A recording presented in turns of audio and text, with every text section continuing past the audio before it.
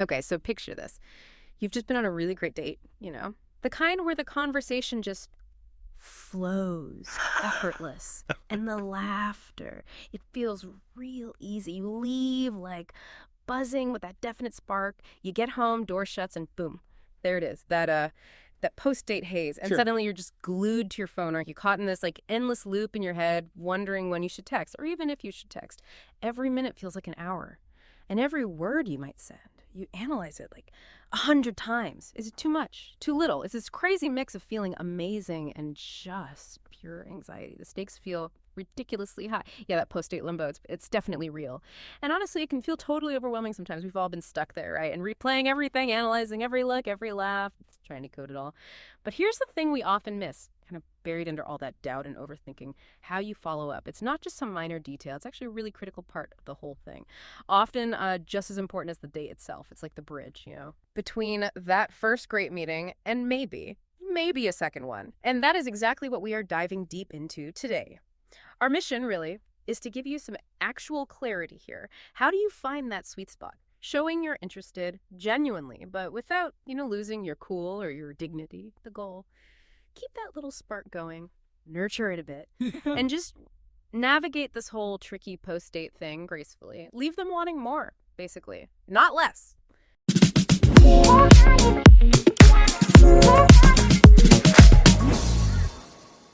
You're listening to Stereo Butterflies. We talk about love, lust, and loneliness like no one's listening. And just so you know, this deep dive was crafted with the help of AI technology to ensure high-quality insights.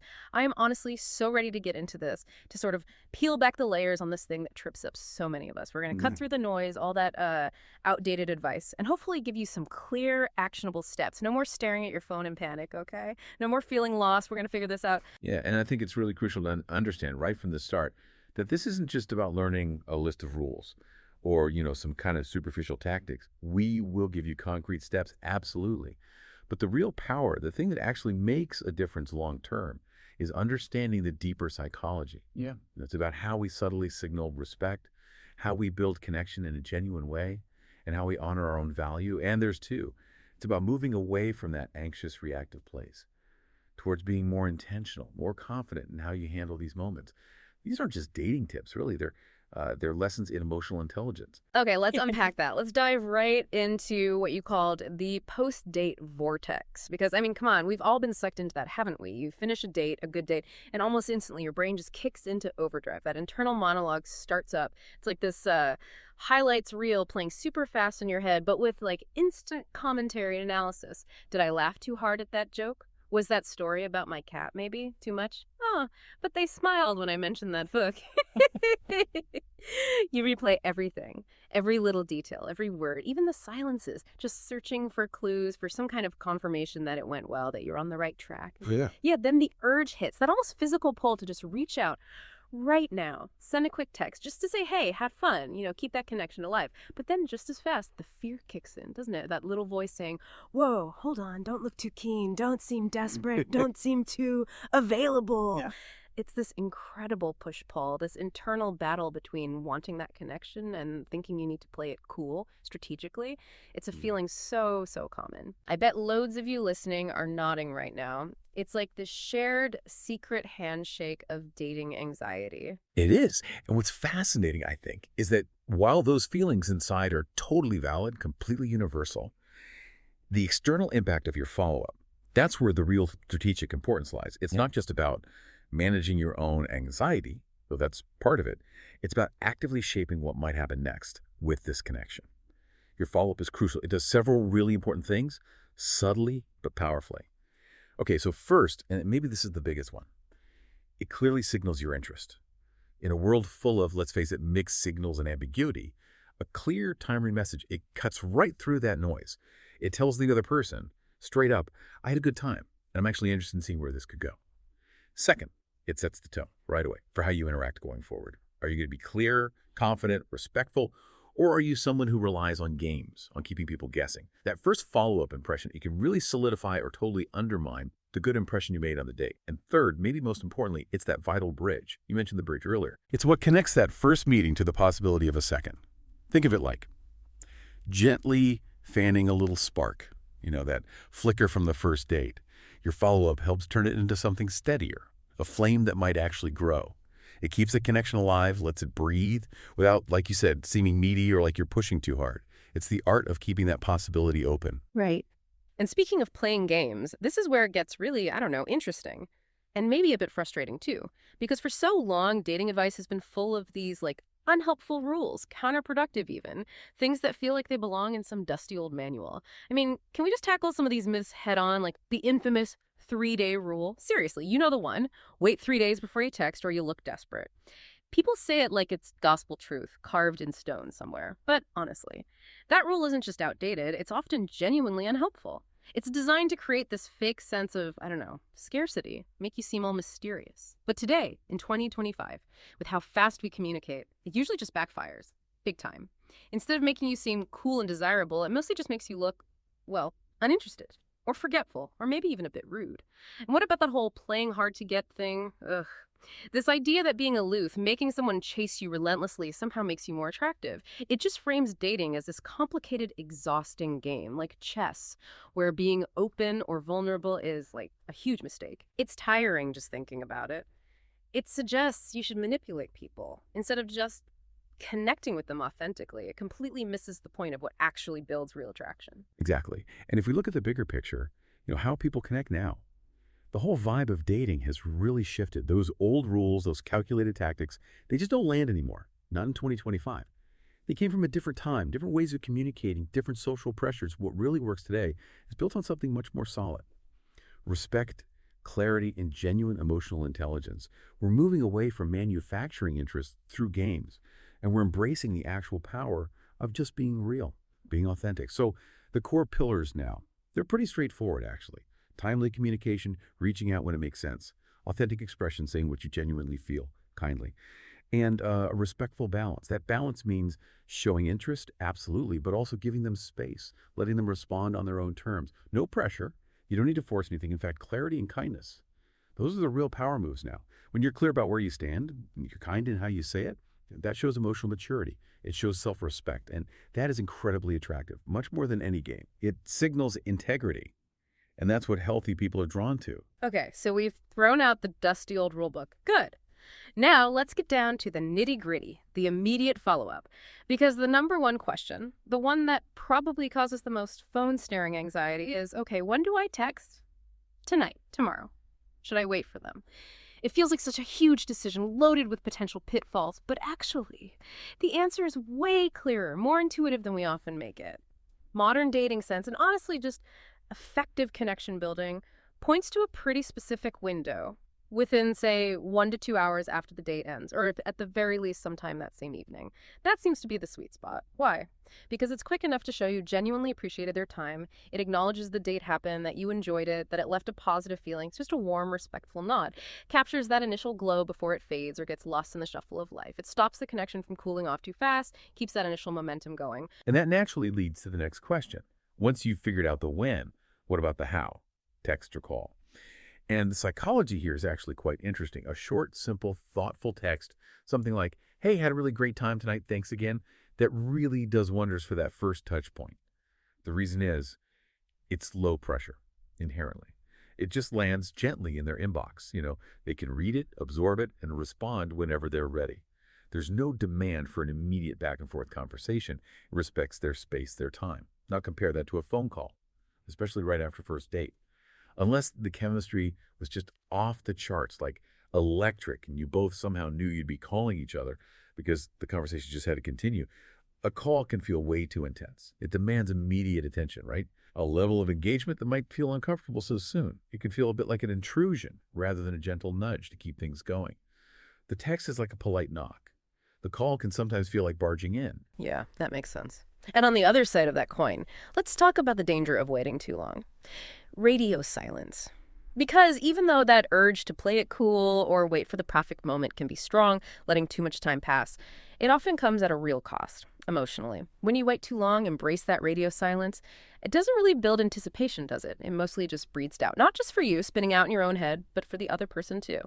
They start wondering, were they actually interested? Did I misread the whole thing? Was that connection I felt just in my head? That initial spark, That fragile little flicker of interest from the date, it can literally just fizzle out, die before it even gets a chance to catch fire properly. Imagine building a tiny campfire, right? It's warm, promising, but then you just walk away, don't add any more wood, it just goes out. Cold ashes, missed opportunity. That's often what happens when you wait days to reach out, it just fades. A quiet little tragedy of what could have been, lost to overthinking or bad advice. It's fascinating how much the rules have changed. But the underlying human need for connection and respect hasn't. Reaffirming that no-wait approach is so important today because it aligns with our need for clarity, for knowing where we stand. That old idea that waiting days builds desire. It's not just wrong, it's actively working against you most of the time. It's far more likely to kill interest than create intrigue. Think about it. In 2025, with instant communication everywhere, people value straightforwardness. We value clarity. We value knowing someone is genuinely interested. We just don't have the time, or maybe the emotional energy, for guessing games anymore. If you wait too long, the message you send isn't, "Ooh, I'm mysterious." It's usually interpreted as, I'm not that bothered, or you're not really a priority. And honestly, in today's dating world with plenty of options, that's often enough for someone to just shrug and move on. They'll likely take your silence as a lack of interest, and frankly, they'd be justified. Reaching out promptly shows respect for their time and their feelings, and that basic respect, that's really attractive. It builds trust. It signals you're a clear, reliable communicator. Okay, so phase one complete. You sent that timely, had a great time text. Maybe you even got a nice reply. Great. Now we enter what I think of as the golden window, that crucial 24 to 48 hour period after the date. Because now the purpose of your message starts to shift just subtly. It's not just a polite thank you anymore. Now it's about showing, hey, I'm genuinely still thinking about our conversation, and maybe, just maybe, hinting that you'd like to continue it. It's about building on that first spark, turning it into more of a steady glow, you know? Exactly. And this is where that delicate dance comes in, expressing that continued interest without seeming pushy or overly invested already. It's a bit of a tightrope walk, isn't it? The key here is balance. Your messages in this window, they need to be specific. They should mention something real from the date, something that shows you were actually listening, engaged, not just nodding along. That specificity, it makes the other person feel seen, heard, valued. Not just like another date, it proves you paid attention, which is psychologically very validating. And the messages should also be light, inviting, maybe open-ended, encouraging a reply without demanding one, keeping that conversational door gently propped open. Okay, examples always help make this real. So what about something like this in that 24, 48 hour zone? Thanks again for last night. Really had fun. Would love to try that new coffee place we talked about sometime this week. What's that doing psychologically? Okay, let's break that down. It's doing several smart things. First, the specificity, that new coffee place we talked about. Bingo. That immediately confirms you were listening, you remembered a detail. Huge plus. People love feeling heard. Second, it's forward-looking. It subtly plants the seed for meeting again, but without being this high-pressure, formal invitation. Sometime this week is casual. It's easy to respond to. Even if Thursday doesn't work, they could suggest Friday. Low friction. It shows clear interest in seeing them again, frames it as a natural follow-on from your first chat, but doesn't corner them. It maintains momentum without adding pressure. That's crucial. Right. But I sometimes hear people worry that sounds too, I don't know, planned. Or maybe too much like asking them out again already. What about something even lighter, still in that window? Maybe just still smiling about our conversation yesterday. Hope your day's going well. Well, that's a lovely one, too. If we connect that to building emotional connection, its strength is in its simplicity and warmth. It's light, yes, but it immediately anchors back to a positive shared feeling, still smiling. That evokes the good vibes from the date, a gentle reminder. And asking, hope your day's going well, is open-ended. It invites a response, a little check-in, without putting the focus immediately on planning the next date. It's about continuing the connection first, not just setting up the next transaction. It fosters rapport, that sense of shared positive feeling. That's the bedrock for deeper interest. It keeps the thread alive without pulling too hard. And yeah, this 24 to 48 hour window, like you said, it really is the perfect time to just gently float the idea of meeting again. Not a formal, will you go on a second date with me text necessarily, but just framing it as, you know, a natural continuation. Like, hey, that was fun. Let's pick that up again soon. It feels organic, easy, like extending a hand, not grabbing theirs. Absolutely. Which brings us back to maybe the most powerful tool you have in all of this, authenticity. The absolute core message here has to be keep your messages short, yes, but crucially, keep them genuine. This is where you have to resist the urge to use some clever line you read somewhere, or a generic compliment that could apply to literally anyone. Think about, have you ever received a message that just felt canned? Like a template. It instantly deflates things, right? It feels fake. It signals they're not really seeing you. Authenticity is what cuts through. In a world overflowing with curated profiles and calculated moves, a simple, genuine message. It resonates. People can feel when you're being real, when you're connecting with them specifically. That's the true differentiator. That's the real magnet. Okay. Now, for the part that requires real discipline, patience, or maybe just recognizing when the silence is actually the answer, this is hands down the trickiest bit for most people, the most emotionally charged. What happens when you do send that thoughtful message, timed perfectly within the golden window, and you just get nothing? Crickets, that non-response, the silence. Ugh.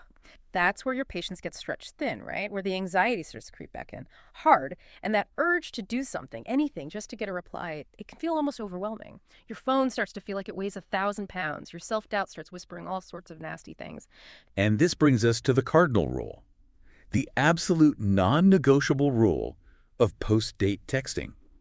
No double texting. Seriously, I mean this. If you've sent your message, your thoughtful check-in, and you haven't heard back in a reasonable time, sending another one, and maybe then another, it has a really negative psychological effect on them and on you. For the person receiving it, it just feels overwhelming. It can very quickly read as desperate, needy, like you don't have anything else going on or you need their validation right now. And more than that, it ignores boundaries. You sent the message, the ball is in their court. Sending more messages is like trying to force open a door they haven't chosen to open yet. Psychologically, it can make them want to pull back even further because it signals you might not respect boundaries later on. It kind of erodes your perceived value and honestly your dignity. It sends the message, I need you to reply to feel okay. Okay. So no double texting. Got it. But what do you do then? If you sent a nice text, waited a day, maybe two, still silence. Yeah. Do you just give up? Generally, yes. If you haven't heard back within, say, 24 to 48 hours after your thoughtful follow-up message, the best course of action is usually to just step back. Redirect your energy. Look, the silence, while it's frustrating, it is a form of communication. It's telling you something. Usually it signals a lack of interest, or maybe they're just not in a place to pursue anything right now. Yes, life happens. People get busy. Genuine delays occur. But in the early stages of dating, consistent silence usually means one thing.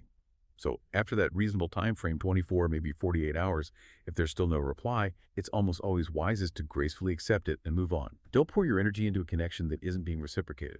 Their silence, unfortunately, is likely their answer. And speaking of waiting, can we please collectively just bury the 3-day rule once and for all? Seriously, this idea of waiting 72 hours to seem cool or busy, it has absolutely zero place in dating in 2025. Zero. It doesn't make you look mysterious. It just makes you look like you're not interested. Full stop. In today's world, clarity is king. Kindness is queen. Not these outdated, silly mind games. We're all busy. Nobody has time to decode vague signals when a simple text could clear things up. It's about respecting their time and yours. Anything less just reads as disinterest now. And this really highlights something often overlooked. The importance of self-respect while you're waiting. Or not waiting, as the case may be. It takes real strength, doesn't it? Real emotional muscle. To resist that urge, to chase, to respect their silence, to not send that second text, even when your anxiety is screaming at you. This isn't about being cold or pretending you don't care. It's about valuing your own time, your own feelings, your own worth. It's an act of self-preservation, a commitment to your own well-being. When you choose not to pursue someone who isn't meeting you halfway, you're reinforcing your own boundaries. You're building that foundation of self-respect that serves you everywhere, not just in dating. It's a quiet strength, a kind of self-love that is, ironically, incredibly attractive. It signals maturity. It signals you have a healthy relationship with yourself. And what's more appealing than that? Okay, right. So let's say you navigated the initial hurdles, you sent the right text at the right time, maybe you even weathered a short silence with grace, and things are feeling positive. There's a vibe, mutual interest seems clear. Good. Now, let's talk about keeping that going. Forward momentum. Planning the next step. Because if you've established that connection, got that positive energy flowing, the last thing you want is for it all to just fizzle out. You don't want to lose that momentum you worked hard for. Inertia is the enemy here. Precisely. And that's where the timing of suggesting the second date becomes really important. You want to sustain that spark. If the interest is mutual, if the communication's been good after that first follow-up, the sweet spot for actually suggesting date number 2 is usually within about a week. Ideally, maybe 3 to 5 days after the first one. Why? It's simple psychology, really. Wait longer than that, and the momentum just starts to fade. That initial excitement, that buzz you both felt, the vivid memory of the conversation, it all starts to get a bit hazy if too much time passes. Life happens, other things pop up, the novelty wears off a bit, and that emotional connection can weaken. You really want to strike while the iron's hot, so to speak. Build on the good energy you've already created. Solidify things before it becomes just a pleasant but distant memory. Totally. And when you make that suggestion for date 2, specificity is your best friend. It's like a magnetic force. This is where so many people stumble, I think. They send something super vague, like, I want to go out again sometime, which, let's be honest, kind of puts all the work on the other person, doesn't it? Like, they have to figure out what sometime means, what you'd actually do. It feels less like an invitation, more like homework. Compare that to suggesting something specific, something engaging. It makes it so much easier for them to just say yes because you've already done the thinking. It shows you're thoughtful, proactive, decisive. It shows you're actually making a plan, not just testing the waters. Right. Let's workshop a couple of specific invites that really work, that have that magnetic pull. So building on something you discussed, maybe I'd love to continue our conversation over that amazing Italian place we mentioned. How does Thursday look for you? Oh, I like that. It's tangible, right? That Italian place, it anchors it to a real memory. And it directly links back to your previous conversation, showing you listened and remembered. Plus, how does Thursday look? Clear call to action, but it's flexible. It suggests a day, makes it easy to accept or suggest an alternative. Low friction. Nice. Exactly. Or maybe tapping into a shared interest you discovered. Remember that gallery we talked about? The one with the surrealist exhibition? Fancy checking it out together this weekend. Ooh, that one's great too, because it's not just generic, let's hang out. It specifically recalls something you both seemed interested in, shows you were paying attention, and it immediately creates a picture, anticipation for a shared experience. Makes the second date feel more appealing, like a natural extension of the first, not just starting from scratch. And what this all boils down to, really, is the subtle but incredibly powerful impact of truly listening. It's not just about remembering facts to repeat back. It's about demonstrating genuine interest, making the other person feel seen, feel understood. When you remember a specific detail, a place they love, a band they mentioned, an interest they have, and you weave that into your suggestion for a second date, it sends a powerful, unspoken message. I heard you. I value what you shared. I want to explore that more with you. That level of personalized attention, it builds connection on a much deeper level than any generic invite ever could. It lays the groundwork for feeling genuinely appreciated. That's the foundation for real intimacy. Okay, but let's also be real for a second. This is dating. And despite nailing the follow-up, despite having great conversations sometimes, it just doesn't lead to a second date. And that's not just, okay, it's actually a completely normal part of the whole process. It has to be. Not every connection is meant to be a long-term thing, right? And recognizing that, accepting it, is so important for protecting your own peace, your own energy. It's just the natural ebb and flow of meeting new people. Which brings up a really important question. How do you know when it's time to just let it go? When to pivot, pull back, gracefully exit. Understanding the signals, the red flags, is key. Because often, the way someone disengages is their communication. So there's a difference usually between ghosting and what people call the slow fade. Ghosting, we've all heard of it, many have experienced it. That's when someone just vanishes, stops replying completely, abruptly, no explanation, just gone. Leaves you feeling confused, maybe hurt. The slow fade is a bit different. It can be more insidious, maybe even more draining because it drags things out. The replies get shorter, less frequent, definitely less enthusiastic. They might still respond, but the energy, the warmth, it just seeps away, like a slow puncture. They might make vague excuses or just start mirroring your own brevity. But both of these patterns, ghosting and the slow fade, they're pretty clear signals of waning interest or a lack of interest altogether. Their behavior is telling you they're not looking to move forward, even if their words aren't. Yeah, and when you start picking up on those signals, when you feel that shift, that cooling off, the absolute #1 priority has to be protecting your own energy, your own headspace. The goal is not to chase. It's never about endlessly trying to win over someone who clearly isn't reciprocating. That's just exhausting. It chips away at your self-worth. You have to choose to protect your emotional energy, your self-respect. It's about knowing your value deep down and believing you deserve someone who's as excited to connect with you as you are with them. Anything less, it's just not worth the drain. And this is where knowing how to disengage gracefully becomes your superpower. It's a quiet sign of real self-respect. Knowing when to step back, how to do it kindly, even if it stings a bit, even if your ego feels bruised. That shows profound emotional maturity. So for instance, if you've had a couple of really non-committal replies, or you're definitely feeling the slow fade, You could, if you feel the need for closure, send something simple and clear. Like, hey, thanks again for the date last week. I don't think we're quite the right match, but I genuinely enjoyed meeting you. See how that works. It maintains your dignity. It's clear, it's kind, it leaves no room for doubt. But it also closes the door firmly but politely. No lingering resentment, no false hope. It avoids that horrible cycle of waiting, wondering, feeling let down again and again. It takes guts to choose clarity like that, but ultimately, it sets you free. You're valuing your peace over their maybe but probably not interest. Exactly. And that right there, that is the ultimate power move, isn't it? Just embodying that belief that your self-respect, it always, always comes before chasing someone else's approval. Always.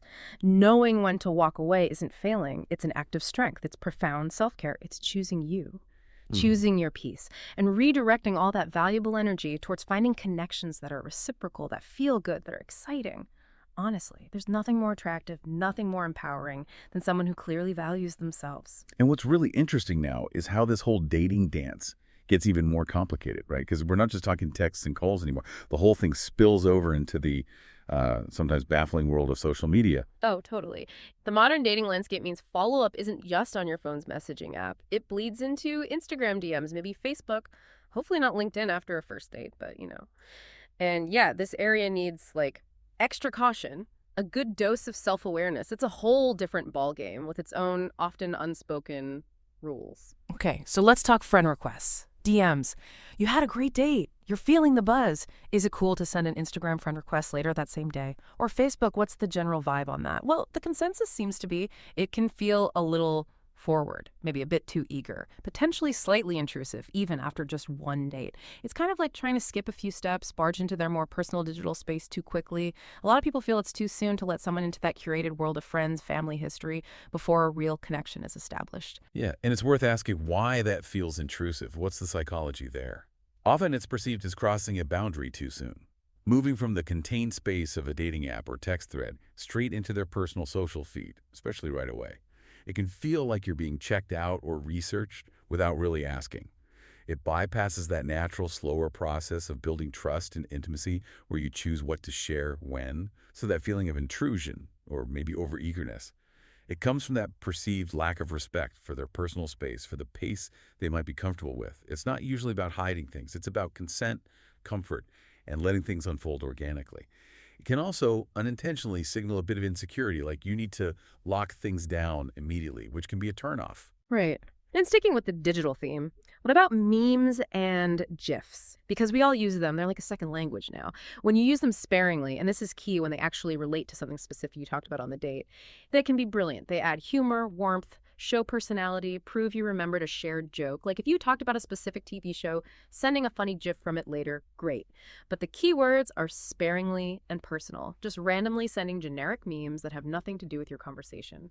Or worse, flooding their DMs. That just feels forced, desperate even. It's the digital equivalent of trying way too hard to be funny, and it kind of kills any real organic vibe you were building. It screams, look how funny I am, instead of I enjoyed our shared sense of humor. Look, if we zoom out again, the single most important principle through all of this, online and offline, and I really can't stress this enough, is authenticity over strategy. Always. At the end of the day, just being yourself, that always wins. Trying to overthink every single word, strategize every move, play some kind of game based on rules someone else made up, it's exhausting. Not just for the other person, who can often sense when something's not quite genuine, but it's profoundly draining for you. It's not sustainable, it just breeds anxiety. People can feel authenticity. They can sense when you're being real, when your messages come from genuine interest and emotional honesty, not from some calculated playbook. And in 2025, real connection, emotional intelligence, basic integrity, that's what people value. Way more than any clever tactic. It's the differentiator. It's the real currency in building something meaningful. When you show up as you, you attract people who like you, not the act you're putting on. And think about the cost of not being authentic, not just potentially messing up a connection, but what it does to you. Playing those games, constantly calculating, analyzing every little thing, it takes a huge toll. It turns dating from something potentially exciting, a chance to connect, into this draining performance, a chore, a competition you can't really win. It fuels anxiety, eats away at your confidence, and leaves you feeling kind of empty because you're not being true to yourself. And ultimately, you just can't build a truly fulfilling, lasting relationship on a foundation of pretense. It's impossible. The weight of keeping up the act is just too much. Okay. Wow. We have covered a lot of ground, navigated the whole post-date follow-up maze, we've unpacked the anxiety, shot down the myths, looked at the psychology underneath it all. Let's bring it back around. Remember that feeling we started with? Staring at your phone, trapped in that post-date limbo, feeling totally overwhelmed. Well, hopefully now you feel like you have the tools, the insights, and yeah, maybe even the permission to handle that whole situation with more confidence, more grace, and way more self-respect. No more endless second-guessing, no more getting lost in the what-ifs. You're empowered now to act with intention. So let's just quickly crystallize the key takeaways, the actionable bits from our deep dive today. Okay, first, aim to send that initial appreciation text within 1 to 2 hours after the date, or definitely the same evening. Keep that first spark warm. Second, use that golden window, the 24 to 48 hours after, to check in with something thoughtful, genuine, and specific to your conversation. Show real interest. Third, and this one's crucial for your own sanity and self-respect, absolutely no double texting if you don't get a reply. Respect the silence. Sometimes, no answer is the answer. Fourth, if things are feeling good and mutual, suggest that second date within 3 to 5 days, definitely within the week. Keep the momentum going. Be specific. Fifth, learn to recognize the red flags ghosting, the slow fade. See them as communication and have the courage to walk away gracefully when the energy isn't matched. Protect your peace. Your self-respect comes first. And the big one, underpinning all of this, just be authentic. Stay true to yourself in how you communicate. Don't play games. Don't overthink yourself into paralysis. Be genuine. Be kind. That's honestly the most powerful strategy there is. And what's really profound, I think, is realizing that while, yes, clarity and kindness are the ultimate power moves in dating, these principles, they're so much bigger than just finding a partner. They actually form the bedrock of all healthy relationships, friendships, family, work, everything. And perhaps most importantly, they reinforce how vital self-respect is in every interaction. When you consistently choose to be clear, kind, and authentic, you're not just navigating dating better, you're building a life grounded in integrity and emotional maturity. It empowers you everywhere. If this episode gave you value, share it with someone you care about, hit subscribe, and leave a review. You've been listening to Stereo Butterflies.